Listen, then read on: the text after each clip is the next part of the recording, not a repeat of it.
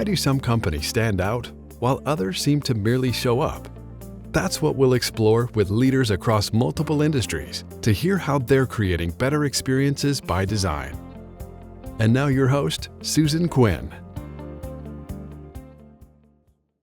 Who doesn't love a story about remarkable growth? But the truth is, getting there is rarely a straight or easy path. The companies that truly stand out to me, they understand what it means to navigate the headwinds, make the hard choices, and remain focused on where they're going. That's what makes Matt DeSoto's story so compelling. I first learned about Matt through Hunter Lansing, CEO of Lansing Building Products, a longtime Circle S client and an outstanding leader. When I asked Hunter which CEOs he most admired, Matt was the first name he mentioned. And once I learned more about Matt's company, I understood why. During the Great Recession, with the company under tremendous pressure, Matt stepped forward, and together with his team, he made some difficult decisions. They reduced complexity and they shifted the focus from simply generating more revenue to understanding an important truth. Not all revenue is good revenue.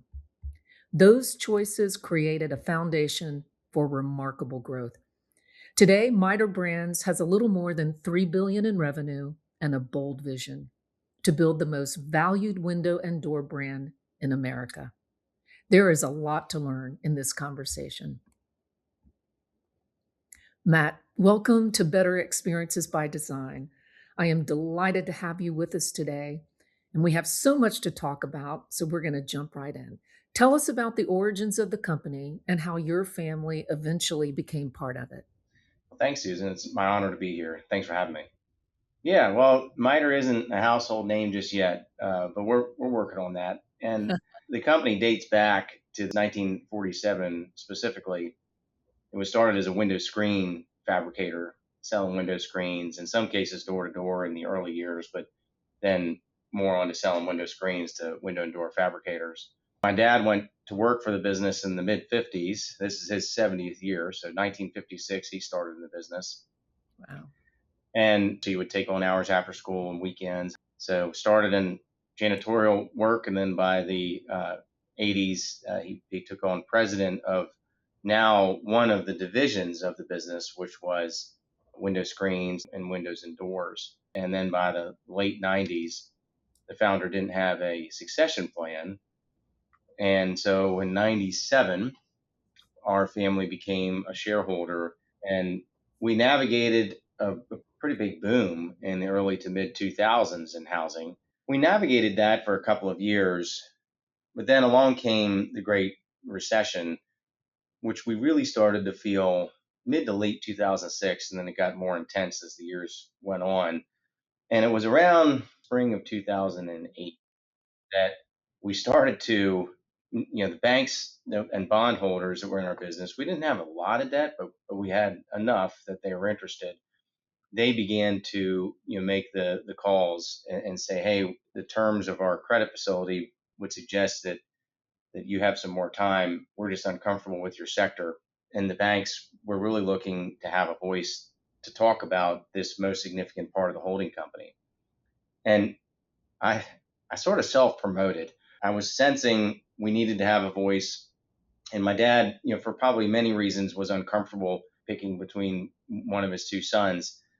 And I literally went and got business cards made and titled myself the chief operating officer of the company.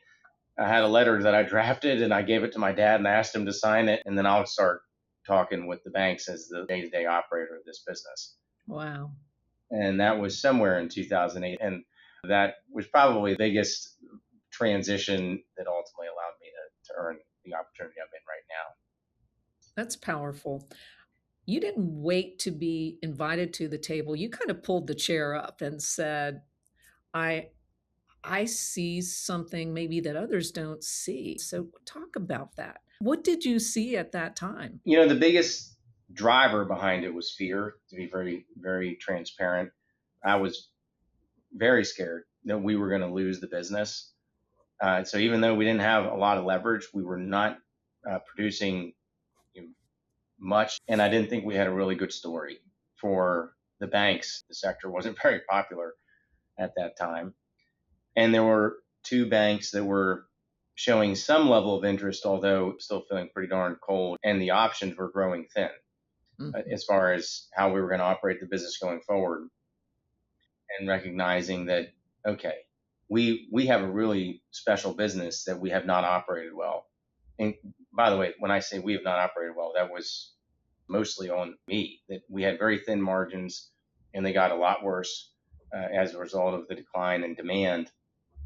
And so it was a bit of humble pie, more than a bit, a lot of humble pie that we were eating. And I saw it as an opportunity to grow. And I had the chance to tell a story of how we were going to get out of it. And then once you say that and commit, you can't uncommit. That's beautiful. What was the story that you told the banks? How did things turn around for you? It really was presenting as transparently as what we could without causing too much fear for them. Hey, we've made some tough decisions already. We had already consolidated a couple of plants, taken some fixed costs out of the business. We've begun the process of simplifying our offering, which did lead to a greater margin profile for the business and more clarity for our customers, and showed them the pathway that we could continue doing what we had already started. Well, you've highlighted several traits of high performing companies. One of them is around complexity and simplifying them. And so, what sort of simplification were you looking at to start this journey of growth for your company? Well, simplify was a theme that we used many years in a row, starting in probably 2007. And it was largely focused on figuring out where we were making money, like pausing enough, slowing down enough to be honest with ourselves that not all revenue was producing a result that we'd be happy with. Yeah. And for many years, when I came into the business, this was the case until 2006, we were measured on the revenue we produced and hitting revenue targets. And so it was transitioning the mindset to not all revenue is good revenue. We got to figure it out. And we got to figure it out quick because time is not on our side. So we were looking at different plants and saying, how is it that one plant is producing 1,000 basis points more of EBITDA than another one, yet remarkably similar products? And really what it came down to, how we were taking our product to market and how we were choosing to price it. And we had, at the time, 46 different chassis of platforms of product. I call it the Baskin Robbins. We had all flavors you could imagine. Yeah. And we had a customer that said, I want this, and we would design that. And so in the course of about 5 years, we went from having 14 facilities to 4, and 46 chassis to about 14 chassis. Wow. Which dramatically reduced the amount of working capital, dramatically reduced the amount of CapEx that was required, dramatically reduced fixed costs, and changed a lot about who we were serving. And that was the beginning of just keep it simple. That was a great mantra for us. And in fact, we still use it today, that sales owns profits. I love your comment. Not all revenue was producing results, and taking facilities from 14 to 4. I mean, those are tough decisions because I guess you're closing down facilities, that possibly people losing jobs, but at the end of the day, you have to right size for top line revenue that you're seeking, ultimately bottom line revenue. And you made some really great decisions there. That is brilliant work there. Let me be clear. It wasn't me. We were very fortunate to have had a great team and still have an awesome team. Well, there's never just one person, is it? It does require a great team. All right, so you're simplifying, you're trimming your channels, fixed costs. What then guided you from more of a regional to a national presence of MITER Brands, which is like a $3.1 billion company today? Yeah, in and around there. But happy to walk through the journey. In January 2013, we acquired the company from my dad's partners, and we brought on a minority financial sponsor, Shoreview Industries, out of Minneapolis. We needed some equity capital to help finance the business. And that started conversations of growing not only organically, but also discussing inorganic growth opportunities.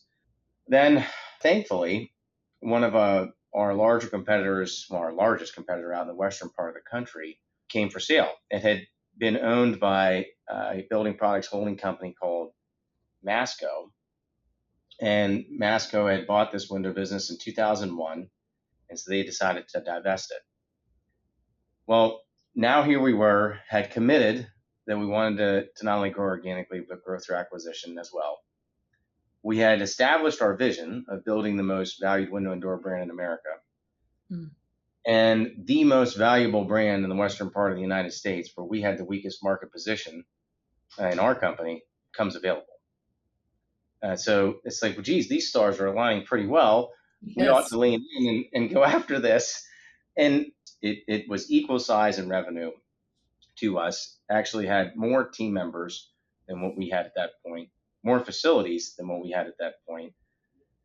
And we really loved it, but it was absolutely betting our farm and maybe our neighbor's farm as well on this opportunity. But it all came down to, well, if we actually are going to live our vision and we're going to get a little bit closer to that every day, we were going to have to make a move at some point. So no point better than now.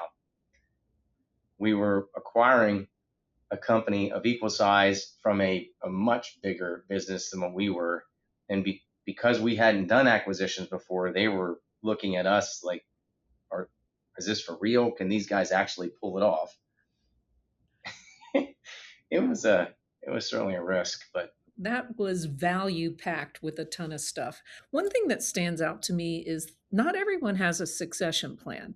And so if you are being nimble and aware of the market and the opportunities where 1 + 1 is going to be at least 3, then that is a pretty good viewpoint if you earn the right to be able to be the one acquiring firms. And it's also stunning to me that people don't have a succession plan. Do you find that to be true? I think it is so true. Yeah. And I think it's in every sector. The bank that I referred to earlier that helped us in the great financial crisis, the CEO of the bank at the time, he had a round table with some business leaders, and this phrase has stuck with me ever since he said it. And of course, he was referring to his own sector during the conversation. He said, "Banks aren't bought, they're sold." Mm-hmm. And that one stuck with me so much because I think it's the case in our industry and every industry that you can press and you can try and you can be proactive and push and do whatever you want. But until the seller is ready, good luck. Yeah. So patience and persistence working together, along with positioning yourself to have the option, just be there when they're ready. I was just attending a conference in New York. It was a wealth management fintech group, and someone from EY, who's in the M&A group, spoke, and he did a terrific job, but he had a statement. He said, "The best companies are always for sale and never for sale." And it's that beautiful symmetry of just knowing that you're out there, oh, you're not ready to sell, but figuring out who those strategic partners might be. And then when the timing is right, then the timing is right. So let's go back to your equity partner. How did you find them? Did you seek them out? Did they seek you out? And have they been a critical part of the success of how you have broadened your reach and growing your company? Yeah, so it's a great question. Starting in 2018, we were working with our M&A advisory firm that we had now worked with for, I guess, 6 years at that point, and just said, hey, let's get out and start talking with some potential firms that could assist us. And we met with maybe a dozen different firms. And as I look back on that now, I wasn't presenting a very good vision for them. And after all those discussions over the course of roughly a year, we hadn't found anyone that we wanted to marry and that wanted to marry us. And the firm, the Key Bank, who had been helping us, they called me in August of 2019 and said, "Hey, our coverage group suggested that you may want to meet with Koch Industries, and then they have a off balance sheet investment arm of their business called Koch Equity Development." And I said, "Well, Pat, yeah, of course, I'd love to. I mean, time is ticking away here, and while we could do this with all debt, it's my preference not to do it with all debt." So about a week or two later, we met with Koch, and we had a really productive discussion. And I feel like both of us walked away saying there's a lot that's making sense here, and we have values that are remarkably similar to one another.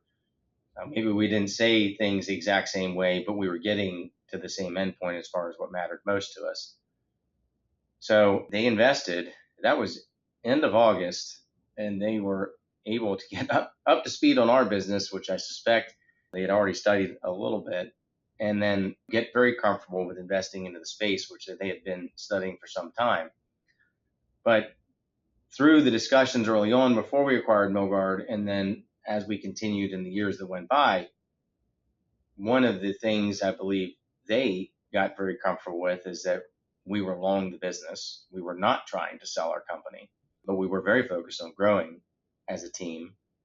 And I feel this way and feel strongly about this, that they were not wanting to sell the company and feed a fund. They are long-term thinkers. Actually, they wanted to place the first investment, and in a perfect world, we'd go on to find something that would allow them to put more to work, and then go on to find something beyond that to put more to work. And I love that concept, because now we aren't having to go through the merry-go-round of different firms that come in and out of their business, and it's very distracting. It takes a lot of leadership time. There's a lot of anxiety, and you have to learn new personalities, and you don't have the benefit of just focusing on what's most important, and that is doing what's best for the business. Well, with Koch, we found a partner that now we can look at things together and talk about the value that new opportunity could bring, and choose whether we want to go after that, and whether it's going to be good for the customer, good for the team, good for the market. So that was a great summary. Is it good for the customer? Is it good for the team? Is it good for the market? And what determines when it's a good marriage? It's something we think a lot about. People and culture is the first thing we look at with any acquisition. I think even more important, a layer or two or three. What are they doing? How excited are they? Have they been getting investment? Do they know where they want to invest? Are they proud of their brand? Do they care about their customer? Is there a physical sites? Are they clean? Are they what simple things like, is there a fresh coat of paint? Is there good information that they're not just putting on the wall, but you can feel in the way that they're talking about what they do?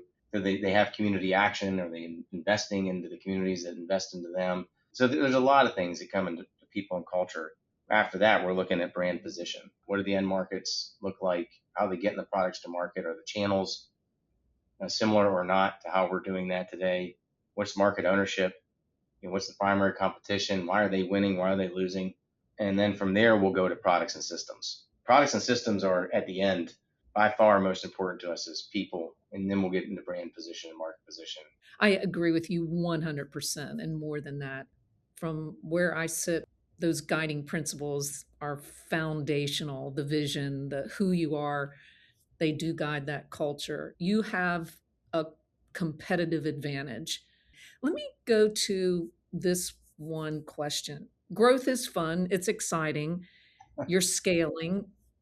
What makes it hard once you're scaling your business? What's the part that people don't want to talk about that you have learned as you have been a part of a lot of major acquisitions? The team is inspired by growth that outpaces our competition. So like that's the fun part of it, that we're going to lean in and we want to win the game. and not just win the game because of pride of numbers. That's not it. It's like win the game on being the best in the market.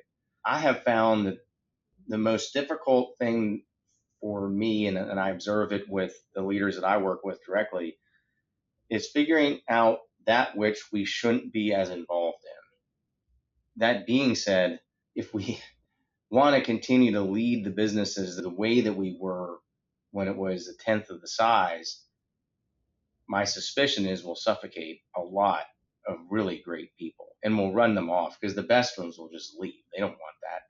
That I believe has been the biggest learning anyway from my perspective is when do you lean in and when do you get out of the way?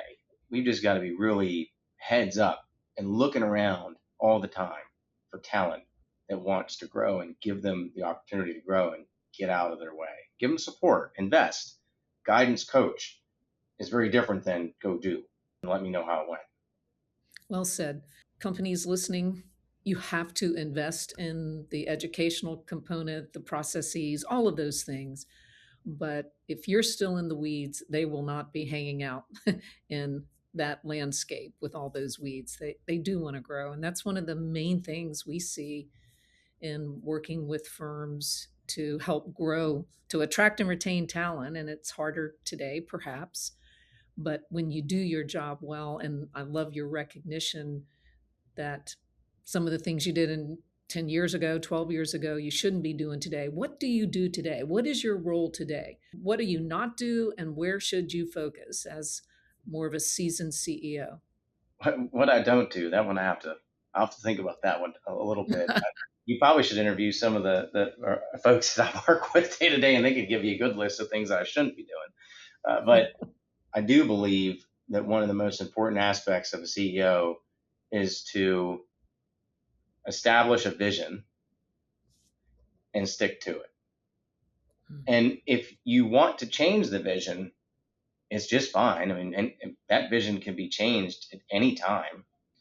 But so long as we have the vision the way that it's written and the way that we talk about it, we've got to stick to it and have the nerve that when things are getting off track, that we stop, we encourage the team to slow down and recognize this and get us back on track. Of course, when we see an opportunity to accelerate the effort towards that vision, we've got to have the nerve, risk tolerance, whatever you want to call it, to lean in and go. Otherwise, the team will not believe in it. And so I just had a question asked of me a couple weeks ago by one of our debt investors. And they were talking about culture and some of the difference of the performance of our business versus some others in the space. And he said, hey, would you be willing to share some of the things you guys show on your presentations quarterly? And I said, I'll share anything with you. We'll share the guiding principles. We'll give you our DNA. I can give you any presentation that I've ever shared at a CX meeting or with a customer or a board meeting, whatever. And my point of bringing it up was none of this stuff matters unless your people believe in it. And you can write anything down, but if they don't believe and their team doesn't believe, it won't go anywhere. And so I think first and foremost, it's set the vision and then stick to it. Let's go deeper there. I believe the same thing. You've got to protect that culture, and the team needs to believe in the vision. How do you help your team believe? What do you do from a communication standpoint, from a fill in the blank standpoint? First and foremost, when we see something going right, we acknowledge it and we celebrate it. That should be at every level as many times as we possibly can do in a day. So when we see right, reinforce. And that's, again, at all levels. As important, hopefully not as often, when something's not going so well, making a call or having a discussion, sending a note, whatever it might be, to say, hey, I've noticed something. I suspect you're not feeling great about this. Is there anything I can do to help? Having an environment where people aren't afraid to fail. We have a DNA point that says we celebrate our wins and we learn from our losses. And we have another one that says we're never too proud to ask for help. I think those words can get lost in the shuffle if we don't show through actions when we see something going wrong or someone having a moment of failure, likely how they're defining it, we empathize and we show humility and put our arm around them and say, what can we do to help? And it sounds like you are protecting that culture as you're moving and growing fast. How does it live organically? Yeah, it's been probably one of the most significant changes that I personally have had to navigate, and that is the frequency of touch points with influencers in the business is not near as much as what it was a decade ago or even 5 years ago. It used to be that, and we could have a discussion at least once a quarter. That's not as much anymore. So what we've really are spending a lot of time on is reinforcing not only the guiding principles of the business, but also the DNA of the business. For example, we have one that says that the only barriers that exist are the ones we choose to create. In some cases, there's some truth. But in more cases, in most cases, and 90% plus, we're our own worst enemy. I would love to hear what's next for your company. Is the vision something you can publicly talk about, or you're just continuing to improve exactly who you are today and what's next? I would say that with that statement, building the most valued window door brand in America, we are not done. So we have to continue to improve our customer experience and team experience and be fair and profitable for our suppliers and invest into our communities. That's a given. We've got to do that, and we've got to do more of it. But even with all of the amazing organic growth efforts that I know we'll continue to earn as a team, there's still some more opportunities to acquire leading brands. And I think acquire those businesses with the understanding that we're going to improve, that the combination is going to improve the market and it's going to bring the customer value, ultimately the homeowner value. I don't know how that all transpires. I'll be excited to share the news when we have it, but Yeah. it's the vision and we're not done. I'll leave it at that. This podcast name is Better Experiences by Design, and you are very strategically defining those experiences. And you don't just guess at it. It is a thoughtful process, and I can tell you do it exceptionally well. I always end with this question, Matt. What do you do? What is your discipline? How do you sharpen your pencil to keep bettering your best? The thing that I challenge myself to do better every day is listening and learning from leaders who have accomplished a heck of a lot in their life, not just business leaders. I love learning from leaders in anything. It could be a teacher, doctor, a coach of a high performing sports team, someone who's had raised exceptional children and had them go on to do remarkable things. My point is always being on the lookout for people that have accomplished wonderful things and are committed to continuing to do that. That, I think, and is the number one thing I do. That the second thing that I do, and I'll leave it at this, is spending a lot of time around our team understanding, what it is that matters most to them, and not just in business, but what matters most to them in their life, and helping each other get to those places together. Because I do think that that's a big way that we get return on our investment into our jobs and our careers and life in general, and that is helping each other pursue and achieve the goals that they've established. That is well said. And it has been an honor to listen to your leadership journey, a true honor. Thank you so much for your time today. Thank you, Susan. I appreciate it. Thank you for being part of our best-in-class community. And until next time, keep bettering your best.